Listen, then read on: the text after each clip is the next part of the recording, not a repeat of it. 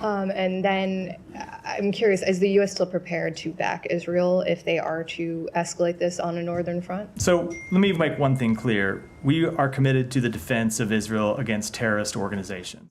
So Thursday saw Hezbollah chief Hassan Nasrallah speak on the last 2 days of carnage caused by Israeli terrorists across Lebanon. Speaking on the coordinated blast in pagers and walkie-talkies, Nasrallah said that Israeli terrorists had crossed all red lines, as he vowed to hit Israelis hard. His speech was followed by a spectacular confirmation by the IDF on the damage caused by Hezbollah missile and drone attacks on the Israel-Lebanon border. These attacks killed at least 2 Israeli terrorists and injured several others. Hezbollah has said that the damage was even bigger.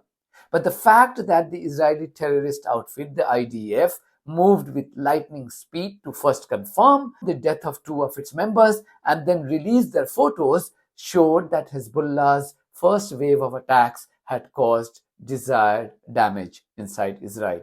According to the IDF, 2 of its members who were killed in Hezbollah attacks were Major Reservist Nail Fouarsi, who is 43 years of age, and Sergeant Tomer Keren, 20 years of age. Nail Fouarsi was a logistic company commander in the 300th Baram Regional Brigade's 299th Battalion from Maghar. 20-year-old Tomer Keren was from the Golani Brigade's 51st Battalion in Haifa. According to local newspapers, Nail Fouarsi was killed when Hezbollah's explosive-laden drone struck the target outside Yara in the Western Galilee. The explosion left several other soldiers injured.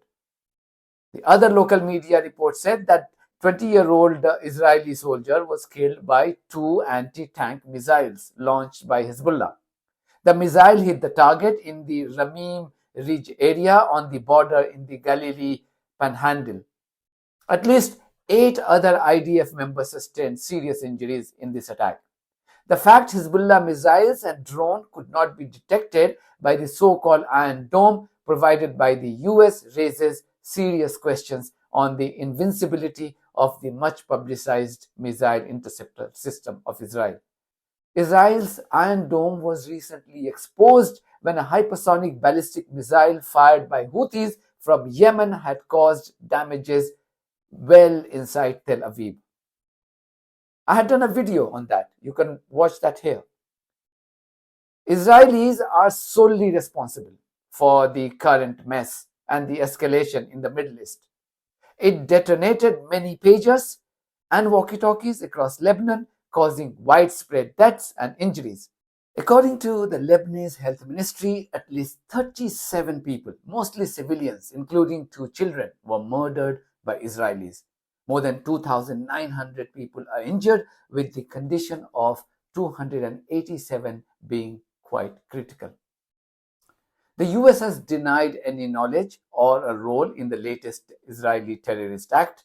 However, there are reports that Israel had informed and taken the US into confidence about its intention to detonate communication devices in Lebanon on Tuesday.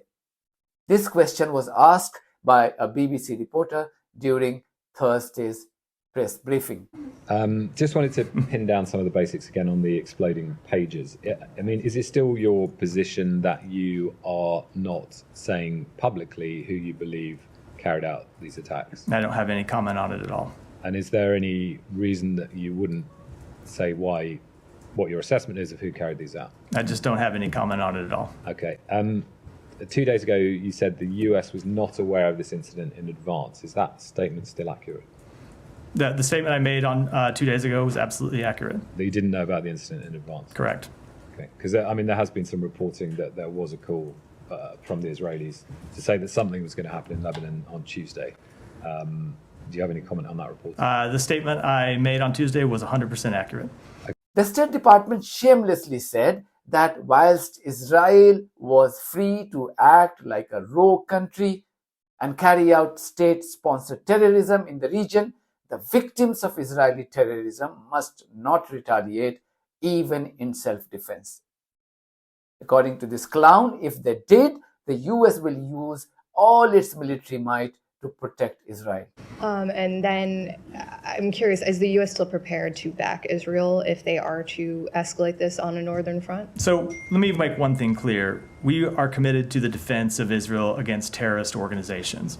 That includes Hamas, it includes Hezbollah, includes other Iranian proxies. We will continue to stand by Israel's right to defend itself. But we don't want to see any party escalate this conflict, period. So just follow that. Yeah. You don't want any party to escalate it. I mean, for example, today when Nasrallah was speaking, there are Israeli jets, breaking the sound barrier over Beirut. Are those escalatory actions? So I'm not going to comment on any one specific action. Obviously, we have seen Israel and Hezbollah launching strikes at each other going back to, I believe it was October 8th. And immediately after the October 7th conflict, Hezbollah began sending rockets and drones across the border to target Israeli communities. And we've seen Israel respond to that by targeting Hezbollah militants inside Lebanon. So that has been a pattern since October 7th. And of course, it goes back well before that, but it's been an entrenched pattern nearly every day since then. This brazen biases in favor of Israel was brilliantly summed up by a veteran BBC reporter, Frank Gardner, on a live TV. Who would have thought that of all the people, it will be a BBC reporter exposing the pro-Israel biases and double standard of war criminal Anthony Blinken? I suppose the worry is whether Anthony Blinken is simply being ignored now. Yeah, well, that is the question. Are we seeing the limits of American influence in the Middle East at the moment? Frank, just go on. The analogy I would give here is imagine, sorry, forgive me for just sort of dumbing it down a little, but imagine if I come up to you and I punch you in the face. You're going to be pretty cross with me. And there's Anthony Blinken sitting over here saying, oh, no, hang on. Matthew, don't retaliate. Calm it down. Don't do anything. You're going to want to retaliate. And that's the feeling right now amongst the Hezbollah fighters, many of whom have got life-changing injuries. I've always maintained that Netanyahu was always keen for a regional war, just like he managed to persuade the West to attack Iraq, Libya, and Syria by killing over 1 million innocent people. These bloodthirsty terrorists' next objective has always been to destroy Iran. Escalation in Lebanon is the first step in that direction. That's it from me. Thank you very much for your support of this platform on buymecoffee.com and Patreon. If you too think that this platform is worth supporting, then you too should consider becoming a part of it. In the meantime, if you haven't subscribed to my channel, please do so, because that's one of the many ways you can support independent journalism. God bless you all.